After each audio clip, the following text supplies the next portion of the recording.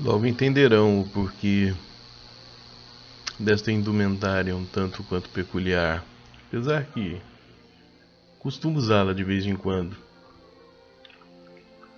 Um chapeuzinho de feltro preto não chega a ser tão estranho assim, não é verdade? Bom,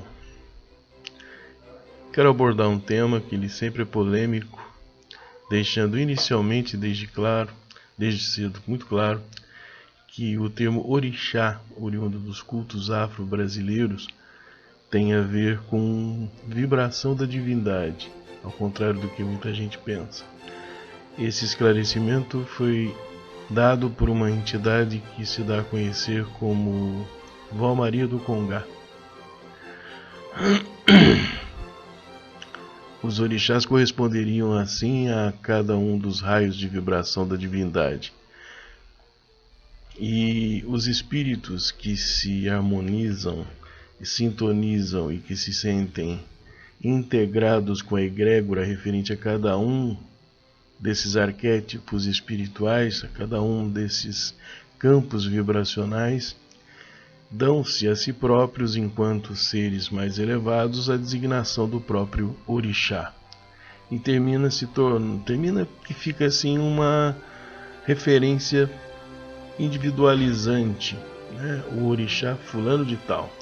Na verdade, seria o mais correto dizer o orixá, que é um espírito que conduz trabalhos aqui na Terra e que se harmoniza e que sintoniza com o padrão orixá tal, por facilidade de expressão e tudo mais, termina se dizendo apenas orixá. Dentre os orixás, um dos que causa mais confusão na área da compreensão e da atuação são os Exus. O Exu tem muito a ver com a causa e efeito, com o cumprimento da lei da causa e efeito. Ele tem muito a ver com com ocorrências, resultados ou intercessões referentes a dor e sofrimento, mais propriamente enraizadas em circunstâncias e efeitos de causa e efeito. Ou seja, situações bem kármicas da vida. Mas como é que surgem os espíritos que sintonizam com esse padrão e realizam um trabalho desse naipe no planeta? Bom, uma alma inicialmente predisposta a realizações até mais elevadas, por infinitas circunstâncias e razões de vida, ela pode, no âmbito de sua epigênese, desertar daquela planificação original e terminar caindo numa situação, dado o esquecimento das tarefas e missões assumidas no exercício do seu livre-arbítrio, quando da opção genérica pelas provas e expiações pelas quais deveria passar, ocorre dela se revoltar contra as circunstâncias que a vida lhe apresentam para a realização dessas provas e expiações, ou até mesmo tarefas e missões, e ela passa a se revoltar no sentido de não aceitar e de lutar contra. Aí ocorre algo interessante, é um fenômeno bastante curioso que se designa normalmente como inversão do karma. Uma alma inicialmente predisposta a uma realização maior passa a vincular-se com essa própria realização maior numa próxima existência através da inversão de seu karma. Ou seja, ele que aceitara e trouxera para si o ímpeto de responsabilidade evolutiva de realizar um determinado trabalho, ele passa a vir a ajudar, a colaborar, a interceder de maneira inversa, com a mesma finalidade. Parece complexo de entender, mas é através desses espíritos que passam a sintonizar mais propriamente com o raio azul do poder de Deus, né? Aquela coisa da causa e efeito, aquela coisa que ficou na maioria das religiões ocidentais como algo punitivo, expiatório.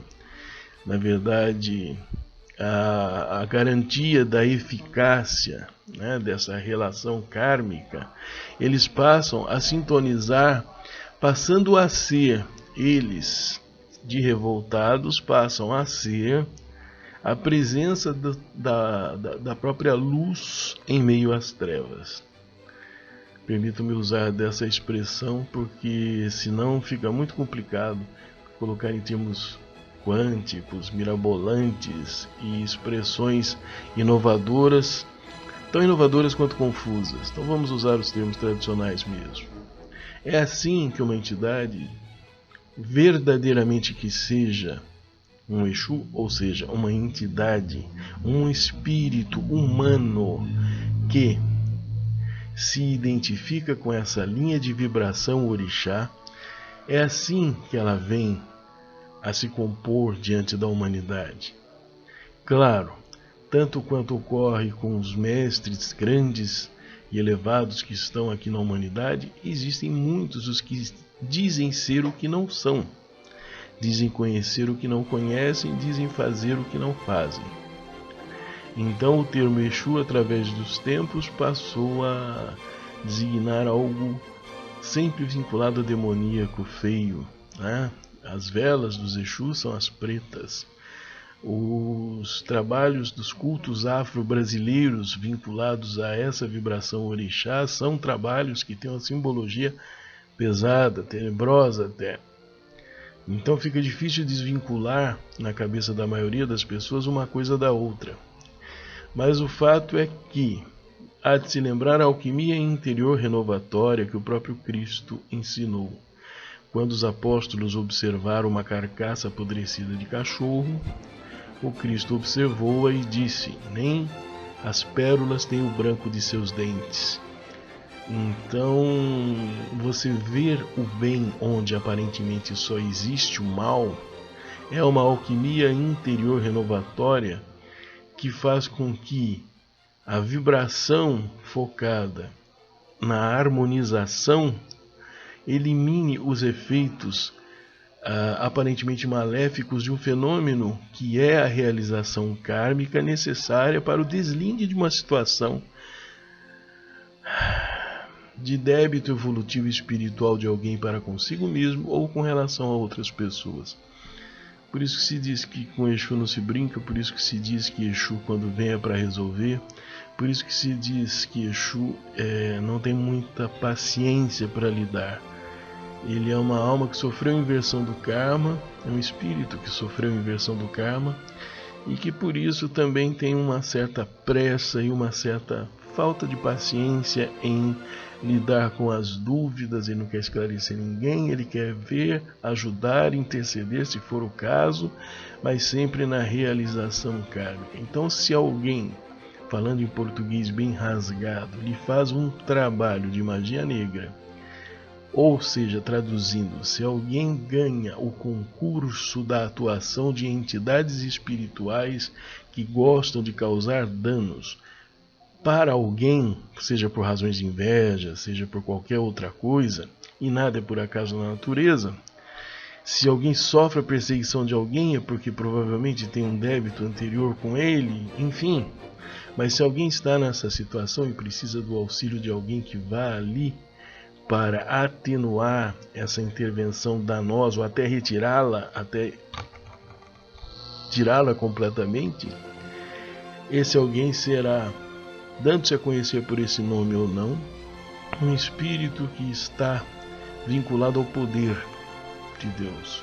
E o poder de Deus se manifesta, inclusive, e eu diria até de maneira mais relevante, nas trevas, aonde vai manter as coisas nos seus devidos patamares, onde vai fazer com que as coisas ocorram sem que haja excrescências e fazer com que determinadas circunstâncias sejam não só atenuadas, mas extintas, expungidas, retiradas.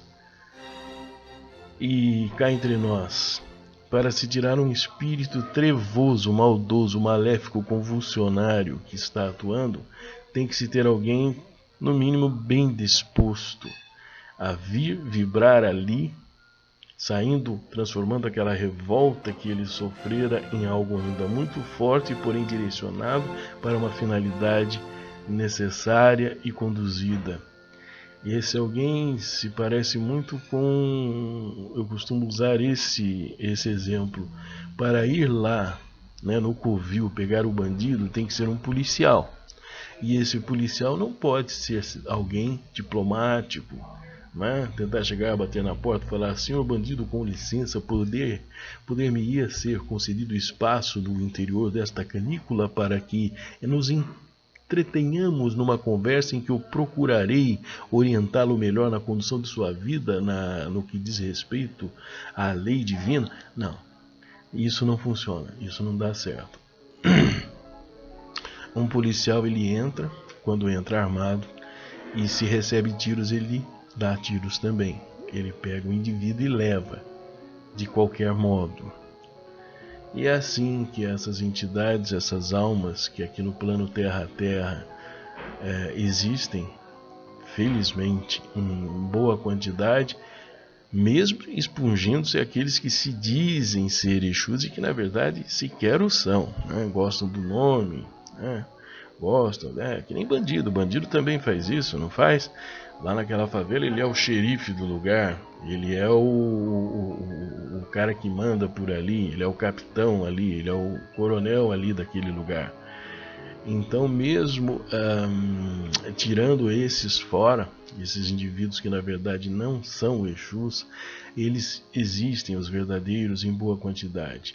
E eles são sim orixás, mas naquele sentido que a gente explicou do início. Não que o orixá, na sua essência fenomênica, seja uma entidade em particular. Ele é um raio de vibração da divindade, um raio de vibração que tem muito a ver com o raio azul do poder de Deus, porque ele representa a relação de causa e efeito. E quando a relação de causa e efeito decorrente da epigênese, ou seja, daquele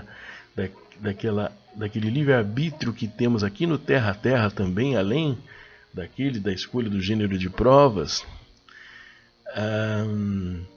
quando isso provoca um desequilíbrio no encaminhamento da condução evolutiva que havia sido instituída com a aceitação do gênero de provas, entra aí esse raio azul do poder, essa vibração do orixá Exu, que faz com que as coisas retomem com maior ou menor rapidez, conforme o mérito kármico de cada um dos envolvidos, as linhas iniciais do planejamento. Claro, há miríades de possibilidades, né? A gente poderia aqui imaginar sei lá quantas delas, mas o básico do conceito é esse. Então Exu não é algo ruim, demoníaco nem trevoso. Ele é um aspecto da divindade que, todo de preto e todo cheio de sua própria simbologia pesada e densa, assim o faz pelo mesmo motivo que a farda do Bop é preta e tem uma caveira com uma faca enfiada. Faca na caveira, porque é preciso ser faca na caveira para subir naqueles morros do Rio, onde está cheio de traficante, com crianças, jovens e não tão jovens, usando rifles e munições de altíssima qualidade, atirando contra tudo e contra todos, acobertados por uma série de exageros. Enfim, é essa a relação que tem. Um cara do Bop, ele não pode ser um cara bonzinho, porque ele lida com o que tem de pior na humanidade em termos de violência. E não julgamos, mas é assim que são os fatos. Lá pode estar um que foi filho meu ou que será um dia, lá na favela ou no Bop, pouco importa. O fato é que essas pessoas que se envolvem nesses violentos ou danosos amálgamas kármicos que criam dificuldades de vida aqui na Terra, eles normalmente são deslindados desse o nome que se lhes der, através dessa vibração, que é uma linha doutrinária, ou várias linhas doutrinárias, mas da origem afrodescendente, do sincretismo religioso, chama de Exu. Tem outros nomes em outras e um pouco importa, não faz diferença. Mas a noção de que o Exu, ele não é algo demoníaco, luciférico, trevoso, terrível, é o mais importante a se deixar assinalado aqui. Os espíritos que atuam nessa linhagem têm momentos até muito divertidos. Quem já teve contato com eles, com os reais, sabe do que eu estou dizendo. E eles jogam a verdade nua e crua na sua cara, você gostando ou não. E ele ri se você ficar nervoso. Pode ter certeza disso.